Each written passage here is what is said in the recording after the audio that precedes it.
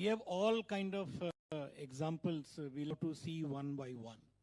Like if you see that we are exporting something and are we guarding our country's interest?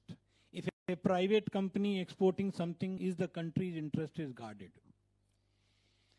See, if you look at products, if you look at the, very much in the public domain, we are talking of exporting BrahMos, we are talking of exporting a tax gun, we are talking of exporting many other platforms and full-fledged equipments.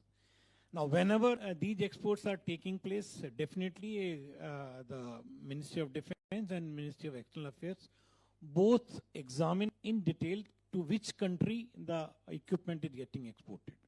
So it is it is the duty of MEA and MOD put together that they guard the interests of the country.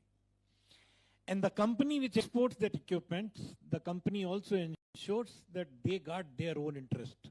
They will export in a manner so that the customer remains dependent on them for a substantial period of time.